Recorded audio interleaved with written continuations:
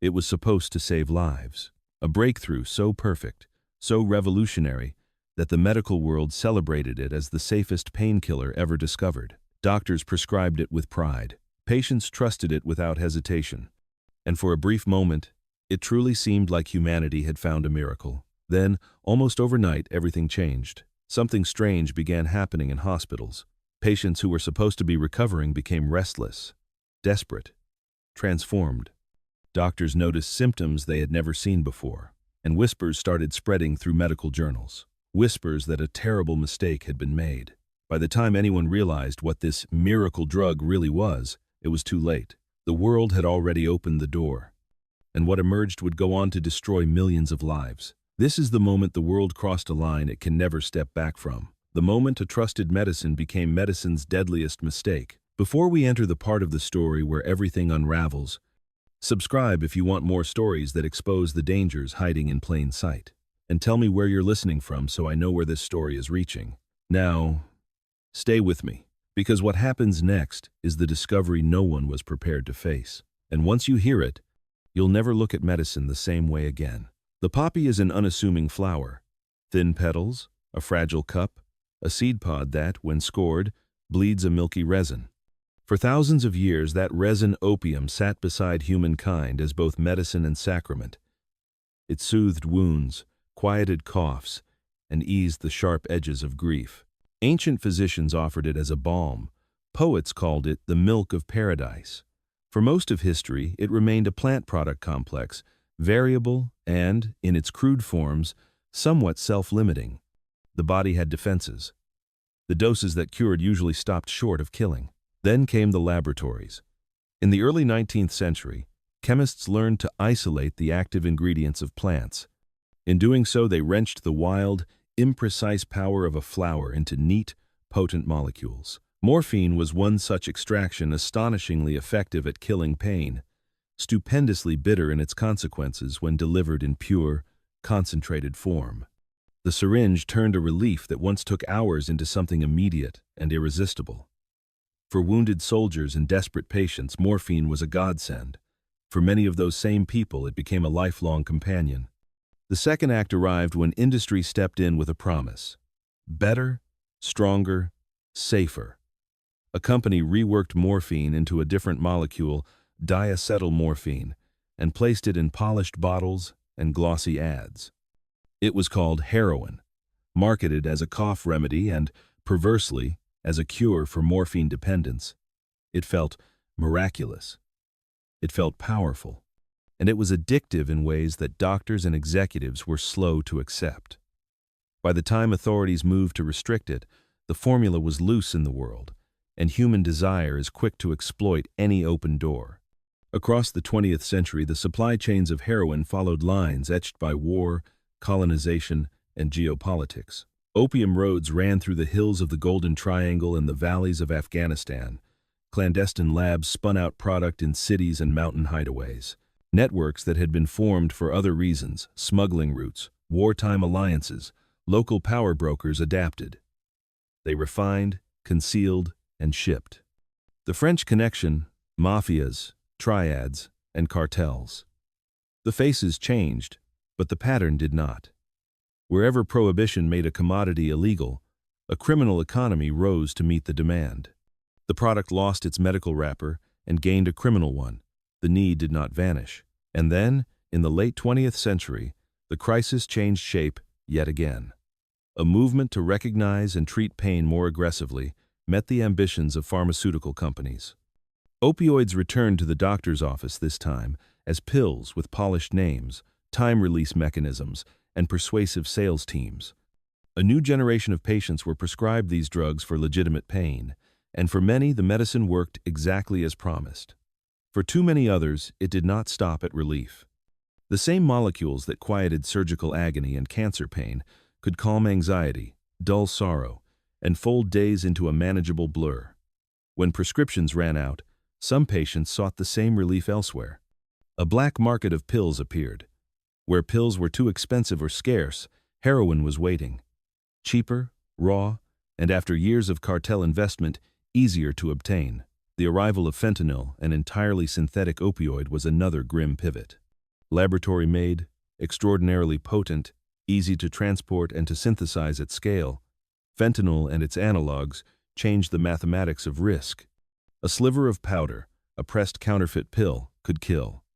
Dealers mixed fentanyl into heroin to increase potency or stretch supply. Some buyers thought they were taking a trusted pill. They were taking a chemical lottery. Overdose rates soared. Naloxone Narcan became a household lifesaver, and yet, saving breath in an emergency is a reactive, not preventive, fix. Behind these trajectories are individual lives and places. The veteran whose pain and trauma met a prescription, the mother in a small town who took pills after a procedure and found herself chasing a relief that would not let her go. The factory towns hollowed out by economic decline, where hope had already eased, and the chemistry of escape offered a quick, terrible solace. For every statistic there is a story. The child born with withdrawal, the sibling who won't call home for fear of what they might find, the communities where funerals outnumber school plays. The costs are many and interwoven. Human life, first and foremost, the bodies lost to overdose, the families left behind. Then the social and economic toll. Medical systems strained by repeated emergency resuscitations. Prisons filled with nonviolent offenders whose lives were derailed by substance dependence. Foster systems overloaded as children are removed from addicted parents. Internationally, the opium economy has funded conflict and corruption. The poppy does not grow in a vacuum. It grows in places where alternatives are scarce and survival trumps legalities. Revenues that could have seeded development, instead, buy weapons and protectors. Rivers are poisoned by chemicals used in refining. Forests are cleared for clandestine fields. The ripple effects are global and long-lasting. Yet even within this bleakness, there are points of light and hard-won lessons. Harm reduction needle exchanges, naloxone distribution, supervised consumption sites has saved lives. Medication-assisted treatment with methadone and buprenorphine restores stability and offers a path out of chaos for many. Decriminalization experiments, like Portugal's, reframed drug use as a health concern rather than a purely criminal one, and the results showed fewer deaths and more people in treatment. In some countries, tightly controlled heroin-assisted treatment programs have reduced crime and improved health for long-term users. These are not miracle cures, but they shift the conversation away from punishment toward preservation of life. Accountability has also moved into the frame. Lawsuits against pharmaceutical companies revealed internal documents and marketing strategies that prioritized sales over safety. Some corporations faced settlements and families saw compensation, but the scale of harm measured in lives lost and futures shortened far outstripped the penalties. The names and fortunes of those who profited remain part of the social ledger we have yet to reconcile. There is, too, a moral lesson about hubris. The story of heroin is a parable about believing that human ingenuity can rearrange the natural world without consequence. A molecule isolated in a lab was treated as a clean solution to suffering. The social systems, the human vulnerabilities, and the economic incentives were not adequately considered. At every turn, short-term profit and political convenience trumped long-term care and prevention. Warnings were sounded by clinicians and public health experts, but they were too often muffled by louder interests. What might a wiser response look like? First, treating addiction as a health issue demands sustained investment in treatment infrastructure, making medications that save lives widely available without punitive barriers. Second, harm reduction must be normalized, rather than exceptional naloxone, freely accessible. Clean syringe programs supported. Overdose prevention sites implemented where evidence shows benefit.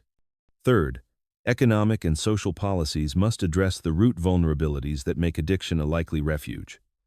Poverty, trauma, isolation, and lack of opportunity. Fourth, regulatory frameworks need to be robust and independent, curbing conflicts of interest between industry and the institutions meant to protect public health. None of this is easy. The politics are messy, the trade-offs real. Some argue for legalization and regulation of opioids to undercut illicit markets. Others see this as surrender. Yet the experiments we have, supervised consumption, medicalized treatment, decriminalization, offer data and hope. They are not perfect, but they point toward a future that privileges life over punishment. Ultimately, the story of heroin is not a tale limited to chemistry. It is a mirror reflecting how societies respond to suffering and profit. The poppy teaches us that a simple blossom can be the seed of both relief and ruin, and that every scientific advance carries social obligations. We may never eliminate the desire to escape pain, whether bodily or psychic, but we can choose whether the response is compassionate care or criminal condemnation. As you let this settle, imagine the lives behind the numbers. The quiet moments of desperation, the frantic calls for help, the small recoveries that stitch a life back together. Remember the farmers who plant poppies not from malice, but from necessity. The clinicians who wrestle with how to relieve suffering without causing it. The families who bury sons and daughters and keep living. If there is a single thing to hold tightly, it is this. Policies grounded in evidence, compassion, and a refusal to place profit above human life can change the arc of this story. The flower still blooms. The resin still weeps. The chemistry remains indifferent. What changes is how we choose to respond. Will we repeat mistakes dressed as progress, or will we build systems that tend to people before they fall? The history of heroin is a cautionary tale and a call to humility. The miracle we sought in a pill must not blind us to the human cost it can carry. Tonight, let that thought linger as you breathe out and wind down. That human lives, fragile and stubborn, deserve responses measured in care, not just in chemistries or quotas. But to understand how we arrived at this moment, we must slow down and step back into the rooms where the first mistakes were made, not the laboratories where heroin was born, but the offices where certainty was manufactured, and where a simple human truth was overlooked. That pain is not merely physical, and that no pill can cure the sorrows of a society. In the aftermath of heroin's first wave, doctors believed they had learned their lesson. The drug was too powerful, too seductive, too dangerous for medical use. And yet, by the late 20th century, the pendulum swung again, pushed not by science, but by marketing. Pain became a public relations problem. Pharmaceutical companies reframed it as an untreated epidemic, and opioids became the proposed solution. This shift was subtle at first, a journal article here, a conference talk there, until it gathered momentum like a snowball on a hill. Doctors were told that their reluctance to prescribe opioids was cruelty disguised as caution. They were told that addiction was rare, almost non-existent, when opioids were used to treat pain.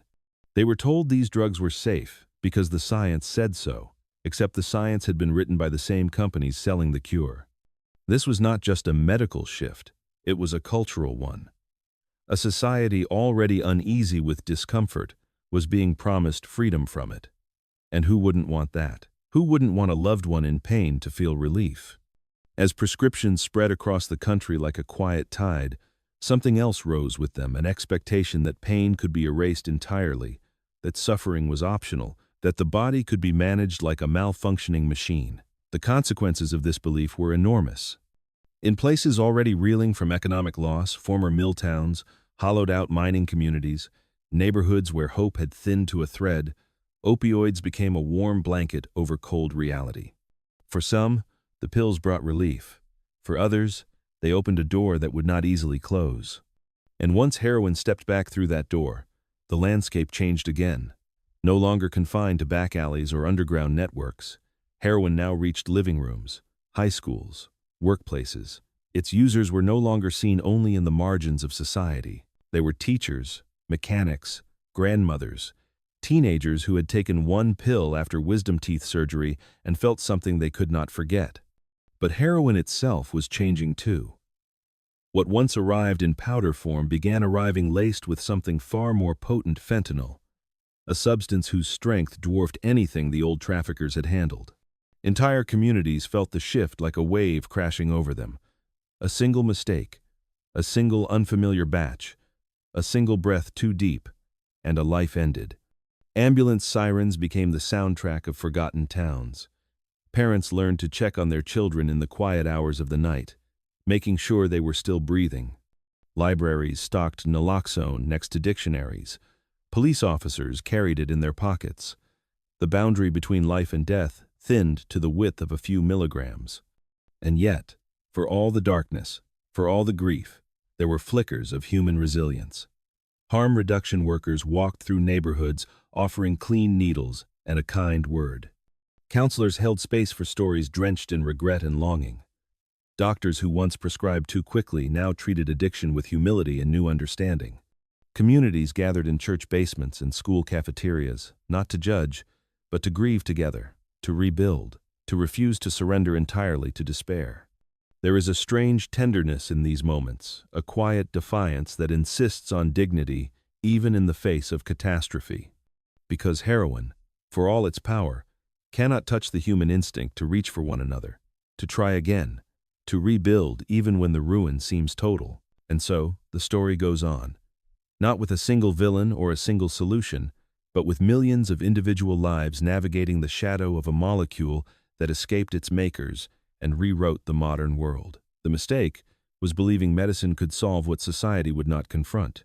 The truth, lingering, heavy, unavoidable, is that heroin-filled spaces we created through neglect, through inequality, through a refusal to face the depths of human suffering with anything more than a pill. And yet, even now, there is time to learn, time to listen, time to remember that the poppy is only a flower, and the chemistry only a tool. What we do with them, that is the part we must rewrite.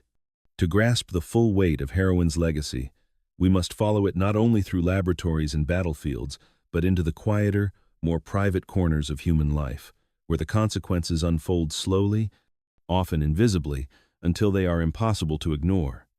Addiction does not announce itself with thunder. It arrives like dusk, soft, steady, creeping across the edges of a person's world. At first, it feels like control. A pill taken at night so the back pain doesn't flare. A small line of powder to calm the fear that never quite sleeps. A way to focus, to function, to forget. For weeks, maybe months, life continues almost normally. Work gets done. Children are fed. Bills are paid. But the mind remembers the ease, the comfort, the way the world briefly felt less sharp, less heavy.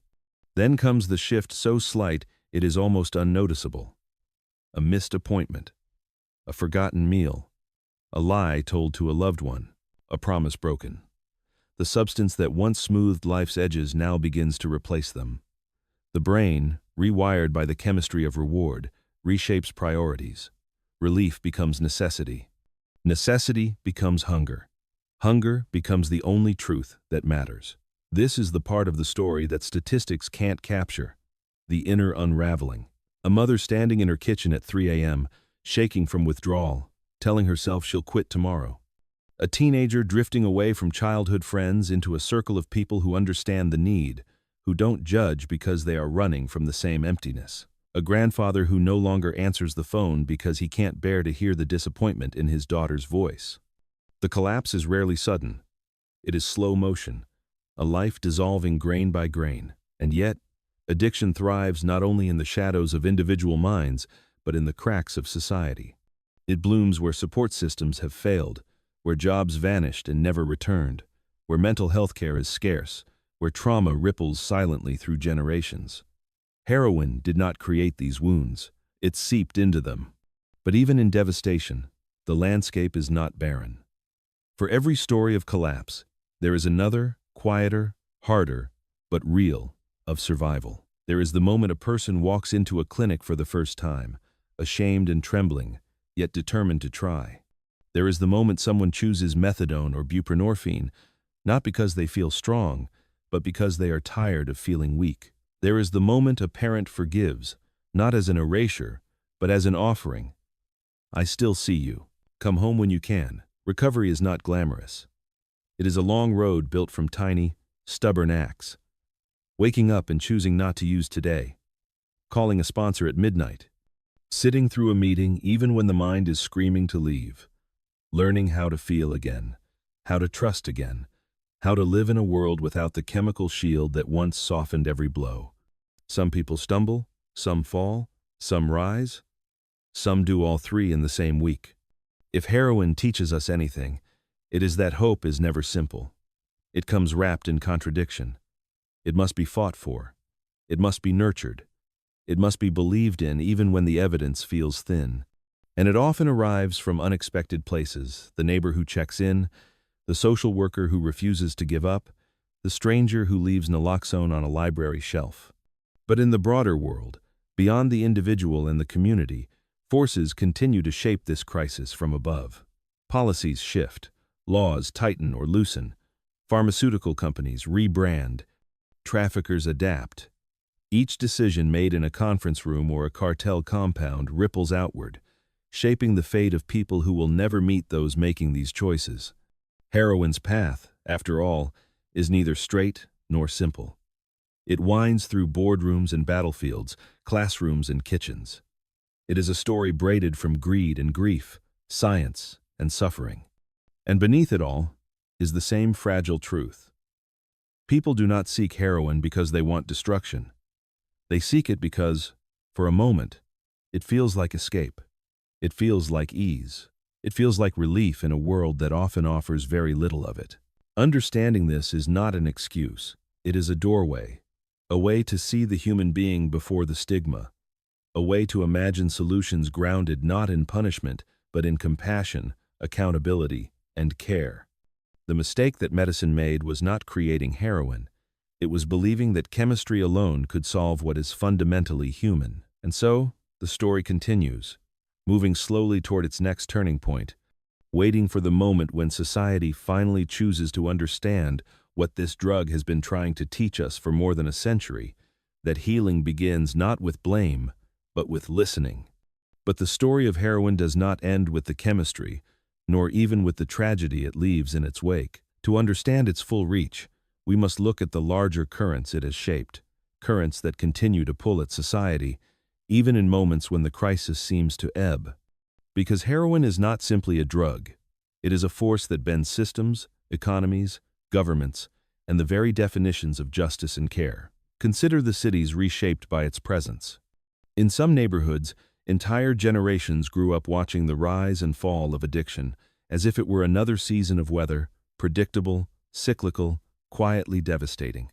Children walked to school past discarded needles in boarded houses, past people who were both present and absent at the same time, lost in a dream that would not let them go. Teachers learned to look for signs: the student who couldn't stay awake, the one who kept falling behind because home was not a place of sleep but of chaos.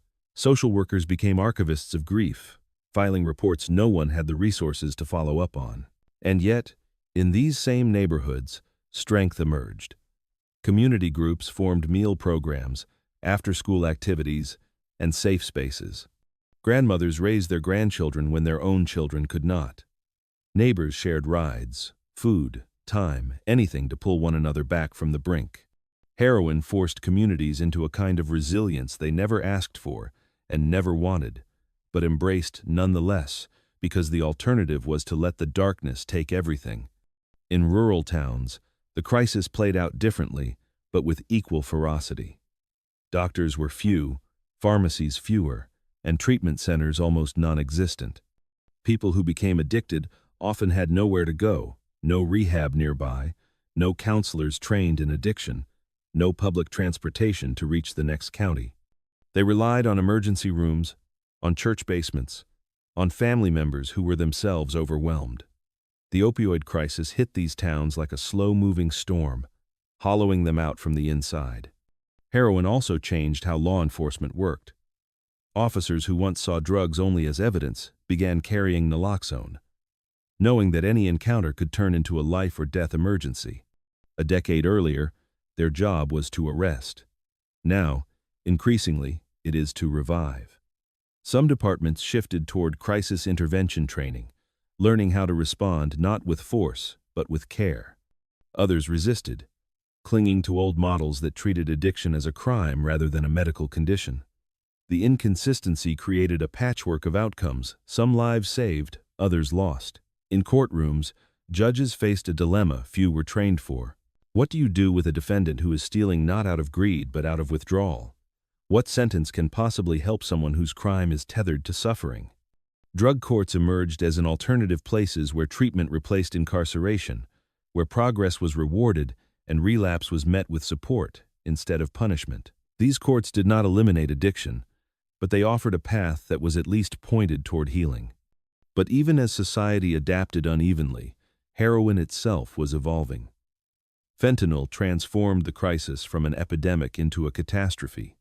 Dealers began cutting it not only into heroin but into cocaine, methamphetamine, and counterfeit pills. People who had never touched an opioid in their lives died from a substance they did not know they were taking. Festivals, college campuses, suburban parties, no place was immune. Suddenly, the danger was not just addiction but the sheer unpredictability of the supply. In response, harm reductionists spread test strips that could detect fentanyl in drugs. Cities began leaving naloxone in public cabinets. Schools trained teachers to use it. Libraries stocked it beside the fire extinguishers. Every space became a potential front line. Every citizen, a potential rescuer. It was a strange, sobering shift, society arming itself not with weapons, but with antidotes. Yet for all these adaptations, the stigma remained. People whispered about addiction in families as if it were a moral blemish, not a medical condition. Job applicants hesitated to disclose treatment histories. Parents mourned their lost children twice, once in life, once in death, both times fearing judgment more than grief. Stigma, like the drug itself, isolates. It pushes suffering into the shadows, where it grows unchecked. But slowly, painfully, the language has begun to change. Terms like addict and junkie are fading in favor of person with a substance use disorder. This shift may seem small, but language shapes empathy. By naming the person before the condition, we begin to see them again not as problems to be solved, but as people worth saving. As heroin tightened its grip on society, it exposed the fault lines beneath our feet, the inequities in healthcare, the fragility of rural infrastructure, the desperation born of economic collapse, the deep wounds left by trauma and loneliness. These were not side effects of the crisis. They were the soil in which it grew.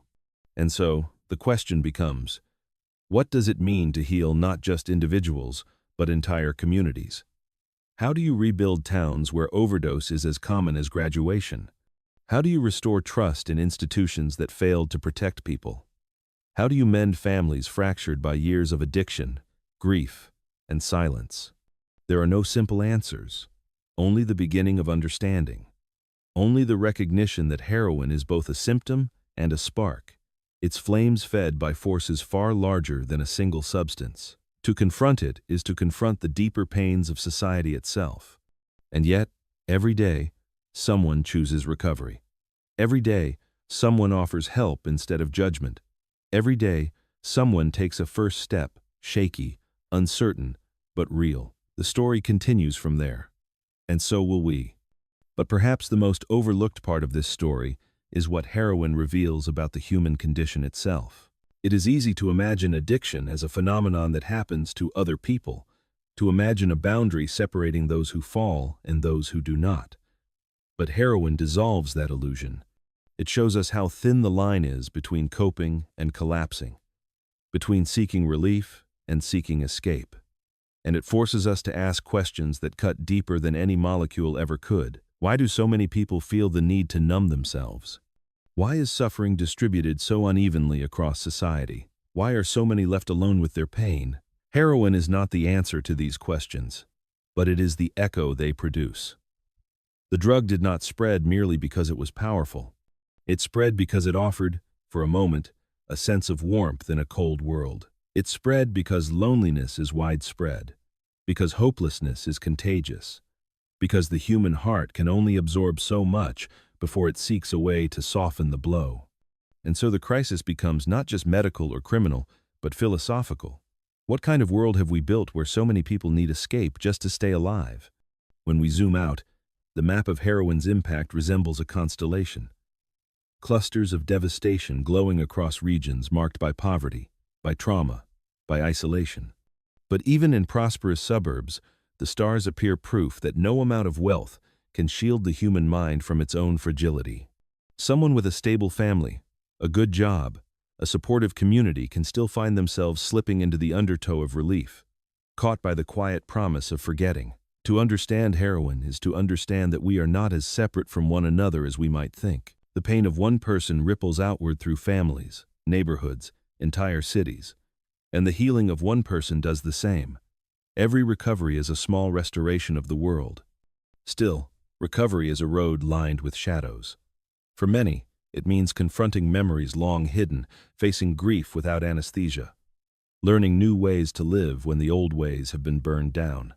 People in recovery often describe it not as a return to who they were, but as the building of someone new, someone tempered, humbled, deliberate. They speak of rediscovering mornings the way the light feels when it is no longer dulled by withdrawal. They speak of the first laugh that felt real again, the first meal that tasted like something more than sustenance. They speak of apologies offered with shaking hands, of relationships slowly mended thread by fragile thread. And they speak of fear, the constant awareness that the path is narrow, that relapse lurks at its edges. Recovery is not a straight line. It is a spiral, looping backward and forward, testing the resolve of those who walk it. But it is also a testament to the resilience of the human spirit. Every person who pulls themselves out of heroin's grip is a reminder that even in the darkest corners, light can take root. Yet society often demands perfection from those in recovery, offering support only when progress is linear, patience only when the journey is smooth. But healing does not obey such expectations. It is messy. It is uncertain. It is full of days when simply getting out of bed is a victory. If we are to break this cycle, we must learn to meet people where they are, not where we think they should be. We must understand that relapse is not failure, but part of the process. We must recognize that recovery requires more than willpower. It requires community, stability, access to treatment, and above all, hope. Hope is the rarest currency in the world of addiction. It is fragile, easily lost, easily crushed. But when offered sincerely from one human to another, it is astonishingly powerful. It is the spark that allows someone to try again, and again, and again. And alongside hope, there must be accountability. Not the punitive kind that fills prisons, but the kind that rebuilds trust. The systems that allowed this crisis to unfold, pharmaceutical giants, regulatory agencies, medical institutions, must be rebuilt with transparency and integrity. Without that, the wounds cannot fully close. Without that, the next crisis is merely waiting for its opportunity. Heroin's story teaches us that suffering untreated becomes something larger, something hungrier. A society that does not tend to its wounds will always produce new forms of escape. And each new escape will bring its own consequences, its own tragedies, its own lessons ignored or learned too late. So what, then, is the path forward? It begins not with grand gestures, but with quiet acknowledgments. A recognition of the grief still present in living rooms across the world. A willingness to learn from mistakes rather than bury them. A commitment to rebuild systems that prioritize human life over profit. A collective decision to see those struggling with addiction not as failures, but as fellow travelers through a difficult landscape. Because in the end, heroin is not the villain of this story. It is a catalyst, a magnifier, a mirror. The true adversary is suffering untreated, unspoken, misunderstood. And the true victory will not be the eradication of a drug, but the restoration of a world where fewer people feel compelled to seek refuge in it. The story moves toward its final turn now, toward the question that lingers like smoke at the edge of everything we have discussed. What will we choose to do with the knowledge we now possess? Knowledge alone has never been enough to change the world. We have known the dangers of heroin for more than a century. We have documented its effects in medical journals, criminal reports, public hearings, government studies. We have punished its users, prosecuted its traffickers, and regulated its prescriptions. And yet the crisis endures. The deaths continue. The cycle repeats. So the question becomes, what do we do with this understanding now? What does it mean to take responsibility for a mistake woven so deeply into our history? Perhaps it begins with honesty, a kind of collective reckoning. We must admit that heroin did not appear in a vacuum. It emerged from a world that longed for relief, but failed to build the structures necessary to support those who suffered. It emerged from scientific optimism unchecked by caution, from corporate ambition unchecked by ethics, from political calculations that traded human lives for strategic advantage. These truths are uncomfortable, but important, because ignoring them would mean walking again into the same mistakes under a different name. And so we look to the future, asking the hardest question of all: what would a compassionate society do differently? A compassionate society would see addiction not as a stain but as a signal, a sign that something deeper is unwell. It would invest in mental health care not as an afterthought, but as a pillar of public health. It would ensure that people facing poverty or trauma have access to support before despair turns into dependency. It would expand harm reduction without hesitation, knowing that keeping people alive is the first step toward helping them heal. A compassionate society would reform the criminal justice system so that prisons no longer serve as default treatment centers. It would replace fear-based policies with evidence-based ones. It would offer people in crisis not a jail cell but a place to recover, a community to guide them, a chance to rejoin the life they lost. It would also hold accountable those who benefit from suffering. Corporations that misled the public would not be allowed to walk away richer than before. Regulators would be empowered and expected to act with independence and vigilance. Medicine would remember its first principle: do no harm. But beyond policies and systems, a compassionate society would cultivate something rarer, a culture that refuses to abandon people in their darkest moments. A culture where vulnerability is not a weakness, where seeking help is not a confession of failure, where suffering is not carried alone.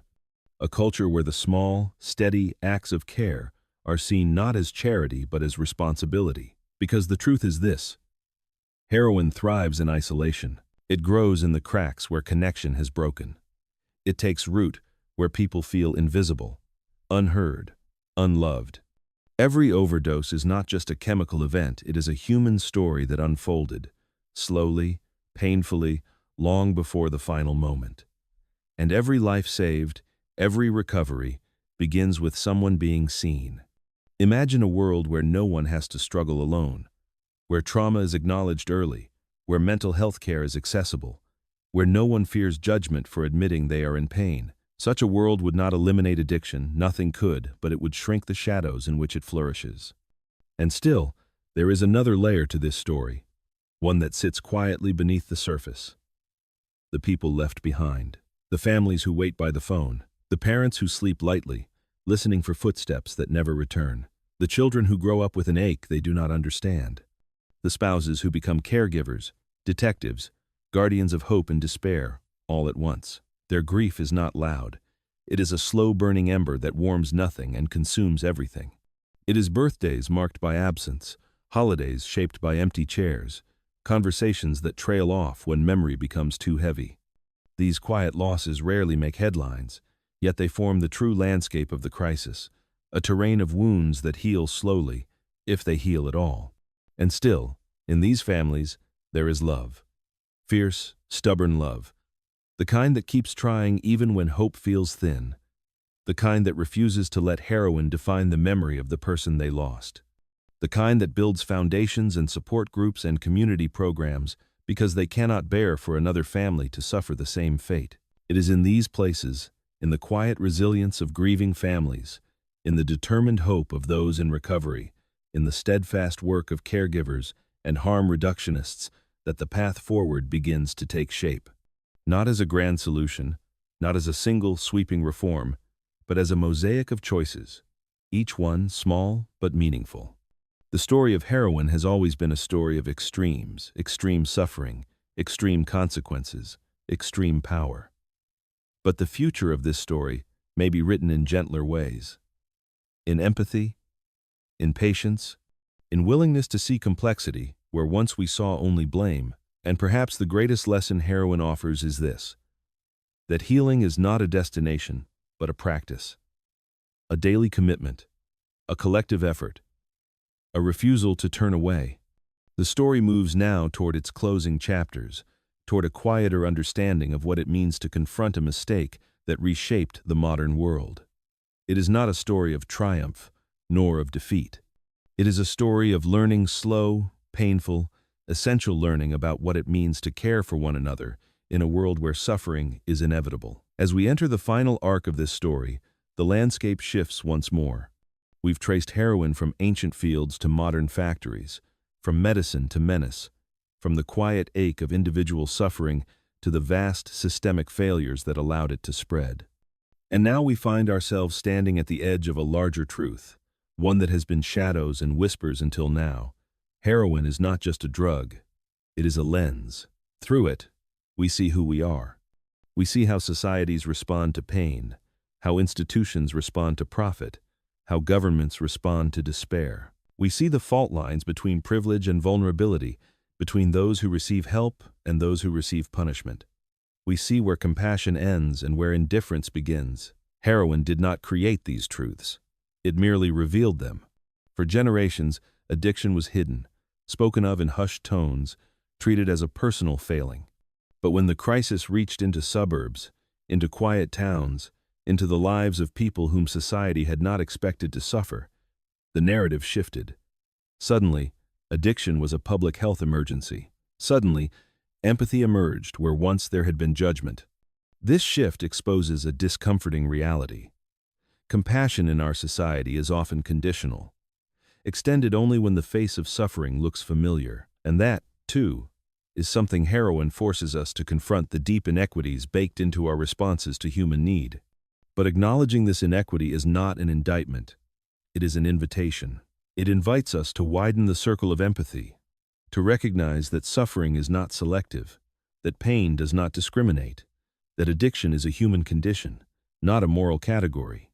It invites us to imagine a world where every life is valued equally. In such a world, we would not wait for a crisis to reach a certain demographic before we cared. We would not design policies from fear, but from understanding. We would not ask who deserves help. We would ask what help is needed. The crisis has already begun to reshape this thinking. Medical schools now teach addiction as a chronic condition. Emergency rooms have protocols for immediate treatment rather than handcuffs. Legislators, once unwilling to speak openly about drug use, now fund harm reduction programs and overdose prevention sites. The changes are fragile, incomplete, but real. And yet the shadow of the crisis is long. It stretches into classrooms where children draw pictures of parents they barely remember. It stretches into small towns where the factories are gone but the funerals continue. It stretches into overcrowded treatment centers, into foster homes, into prisons, into communities that have borne the weight of this disaster without the resources to recover. Healing will require time, more time than any single generation may have. But every step matters. Every person who chooses treatment, every policy that prioritizes life, every conversation that replaces shame with understanding, every moment of connection that interrupts the loneliness where addiction thrives. There is another truth that surfaces as we near the end of this journey. Heroin endures not because people love the drug, but because they long for what they believe the drug will give them: relief, escape, control, comfort. A moment where the relentless press of life lifts, where the noise quiets, where the weight eases. If society offered those things not through chemicals but through community, stability, opportunity, care, the grip of heroin would loosen. If we tended to the wounds beneath the surface, the need for escape would fade. The problem has never been the poppy. The problem has always been the pain beneath the surface of modern life. And so, the story of heroin becomes, ultimately, a story about us, our systems, our institutions, our choices, our capacity to care. It is a story about what happens when suffering is ignored. It is a story about what happens when profit is prioritized. It is a story about what happens when science outpaces wisdom. It is a story about what happens when loneliness becomes a quiet epidemic of its own. But it is also a story about what can happen when we choose differently, when we choose to keep people alive rather than punish them, when we choose to treat rather than condemn, when we choose to understand rather than fear, when we choose to repair rather than turn away. The story is dark, yes, but darkness is not the end of it. There is a kind of dawn hidden within the telling, a recognition that we are not helpless, that the forces shaping this crisis are human-made, and therefore capable of being unmade. We cannot change the past, but we can learn from it. We can decide what the next chapter will be. And in that choice lies the quiet hope that has carried us through every turn of this long and difficult tale. As we move deeper into this final stretch, the story softens, not because the subject has grown less severe, but because understanding has a way of quieting the noise. Heroin's history has been loud, the chaos of war, the clash of policy, the echo of sirens, the storm of grief. But beyond all the noise lies a quieter truth. Every crisis is made of individual moments, individual choices, individual lives. And when we slow down enough to look closely, we find something unexpected woven through the devastation, the undeniable resilience of the human spirit. Consider the people working quietly at the edge of the crisis. These are not the names that appear in headlines or history books. They are the outreach workers who walk alleyways at dusk with backpacks full of clean syringes and naloxone. They are the nurses in overcrowded detox centers who sit beside someone shaking through withdrawal and whisper, "You're not alone." They are the volunteers sorting donated clothes in church basements, the counselors answering calls at midnight, the strangers who kneel beside unconscious bodies in parking lots and stay until help arrives. Most of them do not see themselves as heroes.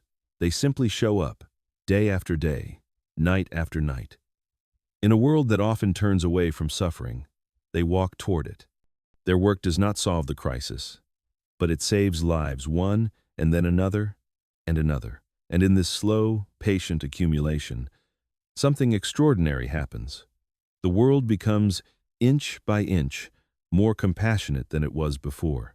There is beauty in this, even in the bleakest landscapes, but compassion alone cannot carry the weight of an epidemic. The systems surrounding these frontline workers must evolve as well. Treatment centers must be adequately funded. Medical training must reflect the reality of addiction rather than the myths that shaped past generations. Governments must create pathways to recovery that do not require a person to hit rock bottom before they qualify for help. And, beyond treatment, there must be prevention, not the punitive kind, but the structural kind. That means addressing the conditions that make heroin appealing in the first place. Economic despair, chronic loneliness, untreated trauma, mental health struggles, and a culture that often values productivity over well-being. Because heroin's real power does not lie in chemistry. Its power lies in the spaces where society has failed to reach. If we fill those spaces with opportunity, with connection, with care, then heroin loses its grip long before a person takes their first dose. Prevention is not a slogan, it is a reconstruction of the world that shapes us. And so we return to science, not as the source of the problem, but as one of the tools for the solution. New research into addiction treatment is emerging. Understanding of the brain's reward system is deeper than it has ever been. Medications like buprenorphine and methadone offer stability, while therapies that combine psychology, community, and medical care provide ongoing support. These advances do not eliminate the crisis, but they offer a path forward grounded in evidence rather than fear. Still, no scientific breakthrough can substitute for human connection. Every recovery story, every single one, contains a moment where someone reached out and was met with understanding instead of judgment. A moment when the shame that kept them silent cracked just enough for help to enter. Shame, after all, is one of the strongest forces in addiction. It isolates, it erodes confidence, it convinces people they are unworthy of help, and so one of the quiet battles in this crisis is the battle against silence. When someone says, "I'm struggling," and the world replies, "I'm here," a different story begins. A slower one, a gentler one, a story where the future does not end in tragedy, but unfolds with possibility. Even now, as synthetic opioids reshape the landscape faster than policy can keep up, even now, as the death toll rises in staggering numbers, there are people stepping into recovery every day. Their stories are not loud. They do not erase the crisis, but they remind us of something essential. Heroin may be powerful, but it is not invincible. People recover, people rebuild, people return to themselves. And each time they do, they prove that human resilience is stronger than any drug, any chemical, any mistake ever made in the name of medicine. The story is not ending, not yet, but it is narrowing, drawing us closer to the core of its lesson, the place where history, suffering, and hope begin to converge into something that resembles wisdom. As we near the final layers of this story, the focus shifts again from the broad sweep of history and policy to something more intimate, something that lives in the quiet space between past and future. Because the story of heroin does not truly end with statistics or legislation, it ends and begins again in the lives of ordinary people trying to move forward in the shadow of extraordinary loss. Every person touched by heroin carries a different version of the story. Some carry it as grief, others as survival, others as knowledge they wish they didn't have. And yet, in all its forms, the story becomes a kind of inheritance, not one anyone asked for, but one that shapes them nonetheless. There are families who gather each year to light candles for someone who will never come home. They speak their loved one's name aloud, not because it eases the pain, but because it preserves the memory from being swallowed by silence. They keep photographs on mantles, journals in drawers, voicemail recordings they cannot bring themselves to delete. These small acts become anchors in a world forever changed. There are people in recovery who wake up each day determined to choose a different future. Some start slow, relearning how to be present in their own lives. Others move quickly, energized by the clarity they once thought impossible. They return to school, rebuild relationships, rediscover talents buried beneath years of struggle. Their lives are not free from difficulty, but they are full of intention, proof that healing is not just survival, but transformation. There are children who grow up in the aftermath, carrying questions they cannot fully articulate. They wonder why their parent disappeared, why their home felt unstable, why the world sometimes seemed sharper for them than for others. As they grow, some seek answers in therapy, in art, in community. Some become advocates without meaning to, driven by a desire to prevent others from enduring the same uncertainty. Their resilience is quiet but powerful, the next generation's refusal to let the past define their future. And there are the ones still struggling, caught between the desire to get clean and the pull of the familiar. They do not lack strength. They do not lack morality. They lack stability, support, and access to treatment that meets them where they are. Their story is still unwritten, their arc still unfolding, and in their possibility lies a reminder. It is never too late for a life to change direction. But even as individual lives shift and heal and grow, the world around them continues to evolve. The opioid landscape transforms faster than society can adapt. New analogs appear, new chemicals surface, new challenges arise in places least prepared to face them. And yet, despite these uncertainties, something remarkable has begun to take shape. A slow cultural awakening. The stigma that once silenced conversations about addiction is beginning to crack. More people speak openly about their struggles, their recovery, their grief. More communities acknowledge addiction as part of the human experience rather than a moral failure. More families tell the truth about what happened, allowing honesty to take the place of shame. This openness, fragile as it is, marks a turning point. Because healing begins with truth, and truth, once spoken, has a way of breaking chains. Throughout history, heroin has been framed as an enemy, a chemical invader, a destroyer of lives. But the deeper truth is more complicated. Heroin is a symptom, not a cause. A reflection, not a root. It reveals the places where society has fractured, the needs that have gone unmet, the pain that has gone unaddressed. If we truly want to prevent the next crisis, we must look beyond the drug itself and into the spaces where hopelessness gathers. We must invest in mental health care that doesn't leave people waiting months for an appointment. We must rebuild communities hollowed out by economic collapse. We must teach the next generation that vulnerability is not a weakness, that asking for help is a strength. We must protect people from falling, not punish them after they have already fallen. Because the real mistake, the one at the heart of this entire story, is not the invention of heroin. The mistake is believing that suffering can be ignored without consequence. Heroin is what happens when pain is left unattended. Heroin is what happens when society turns away. Heroin is what happens when the vulnerable are left to fend for themselves. And yet, the antidote to heroin is not simply medical. It is human. It is connection. It is the willingness to acknowledge another person's pain and say, "You don't have to carry this alone." The final lesson of this story is not about chemistry or history or policy. It is about responsibility. the responsibility we hold for one another, and the responsibility institutions hold for the people they serve. A mistake born in a laboratory may have begun this story, but only compassion can end it. The closing words draw near now, not as an ending, but as a reflection, an invitation to imagine what the world could look like if we choose to write the next chapter with intention rather than regret. As we approach the final movement of this story, the pace slows, as if the world itself is taking a breath. The long arc of heroin's history bends now toward understanding not redemption, not resolution, but a clearer view of what lies beneath all the chaos, the chemistry, and the consequences. Because the true heart of this story is not the drug at all, but the people it has touched. And to understand them is to understand the world that shaped them. There is a moment that occurs again and again in the lives of people who have struggled with heroin, a moment often described in different words but carrying the same essence. It is the moment they realize that the drug, once a source of escape, has become the architect of their suffering. For some, this realization comes quietly, like stepping outside and noticing the season has changed. For others, it arrives violently, an overdose, an arrest, the loss of someone they love. But for many, it arrives in the stillness of night, when the world is silent and the truth echoes in the space between breaths.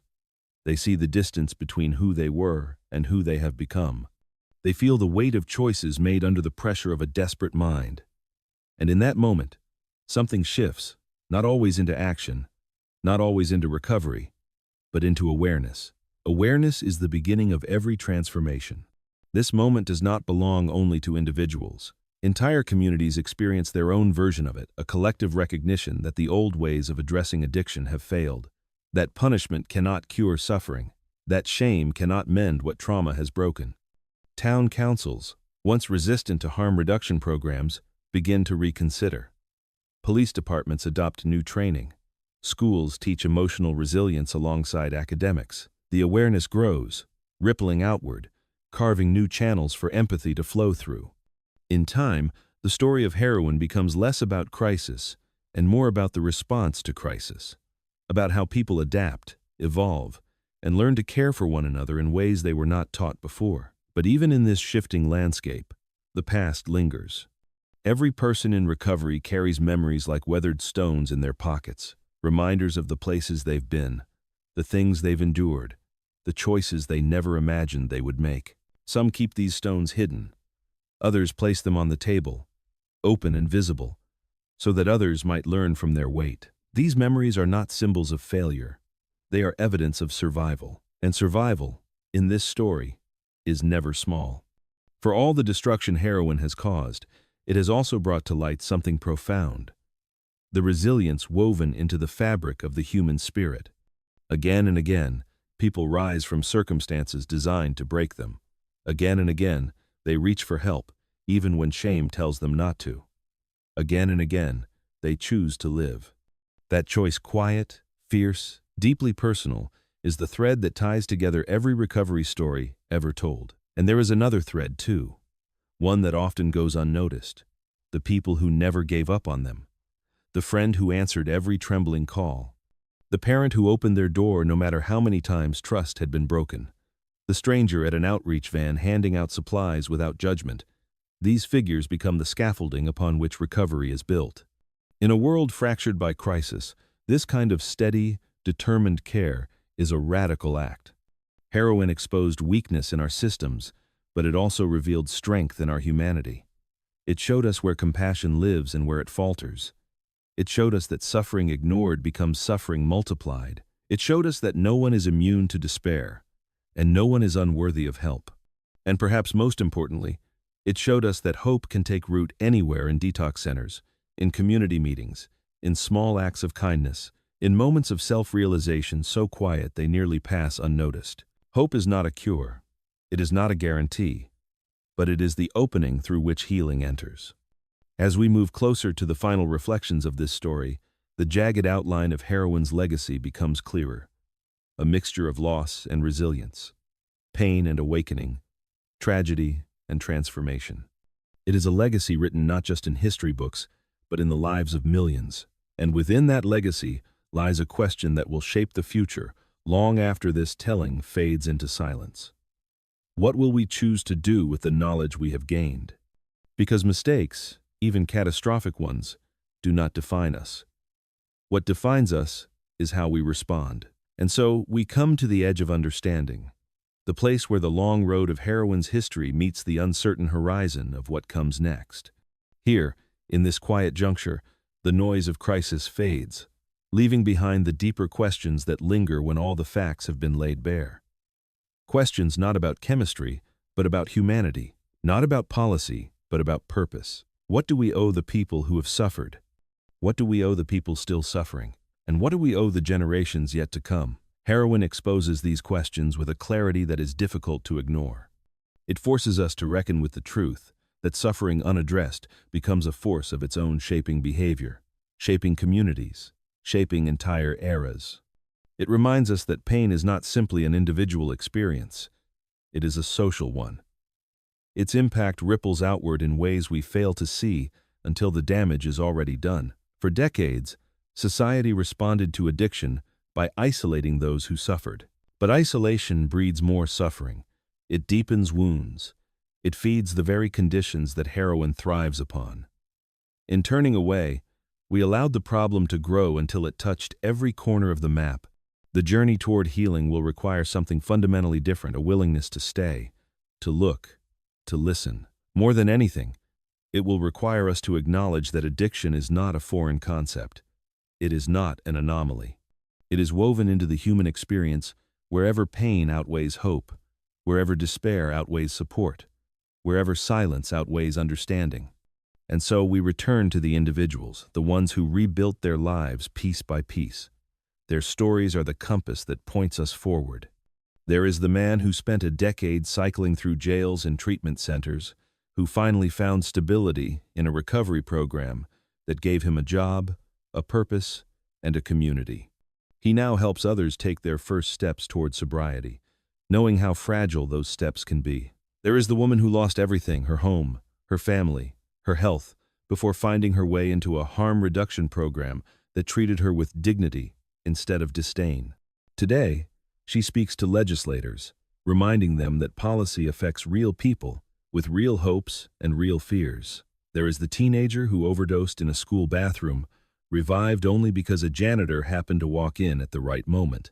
Today, he mentors younger students, teaching them how to recognize their own emotional pain before they reach for something that numbs it. These stories do not erase the tragedy, but they illuminate the path forward, a path built not on punishment, but on understanding, not on fear, but on compassion, not on denial, but on truth.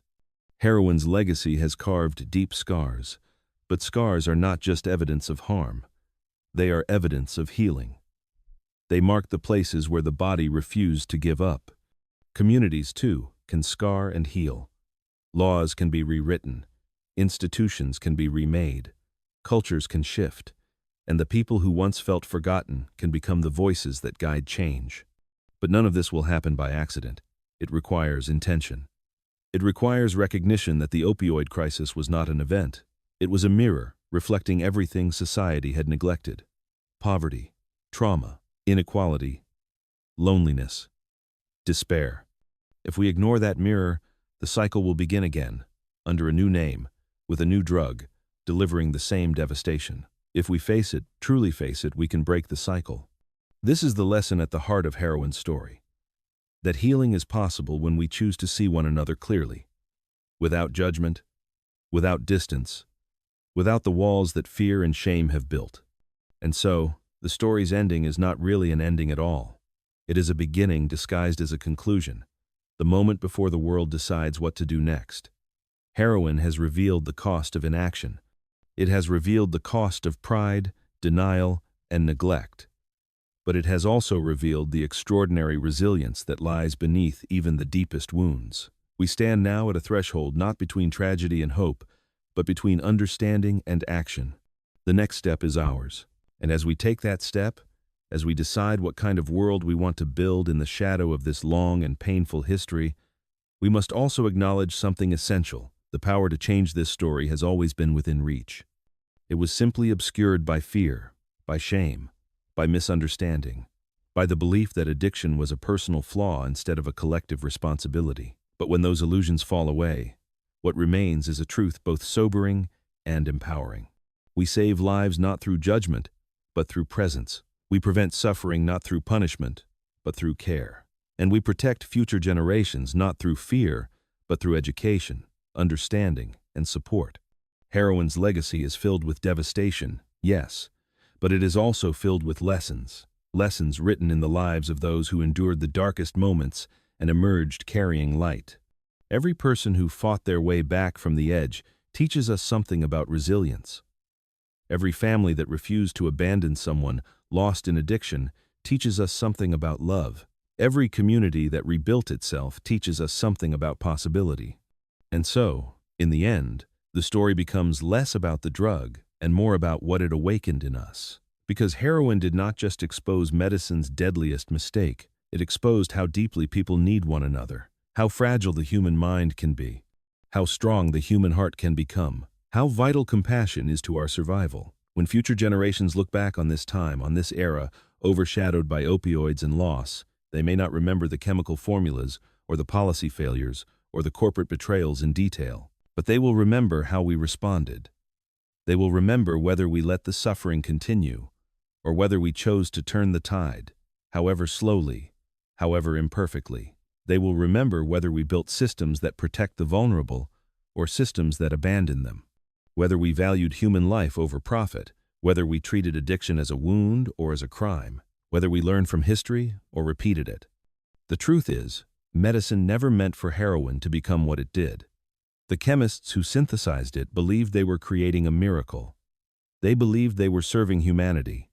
They believed they were easing suffering.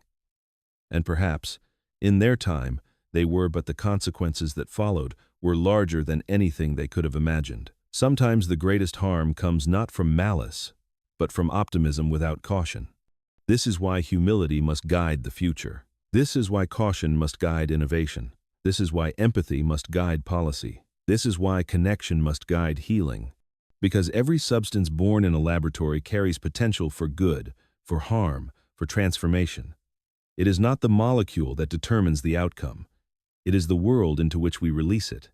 And if that world is fractured, unequal, desperate, or indifferent, even the most well-intentioned invention can become a catastrophe.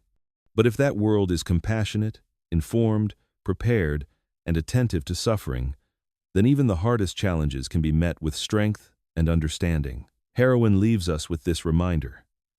Progress without humanity is its own kind of danger. And now, as the final chapter nears, we return once more to the flower where everything began.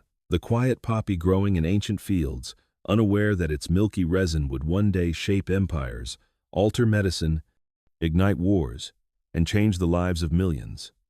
A flower that held within it both healing and destruction, depending on the hands that shaped it. From that flower came a drug meant to ease pain. From that drug came a century of devastation. And from that devastation comes a question that will define the future. What will we do with the pain we cannot avoid? And how will we prevent it from becoming something that consumes us? Heroin cannot answer that question. Only we can. In the end, the story of heroin brings us to a simple, solemn truth. Every decision we make about suffering shapes the world our children will inherit. Every system we build, every policy we enact, every judgment we cast, every kindness we extend, all of it threads together into the future we create.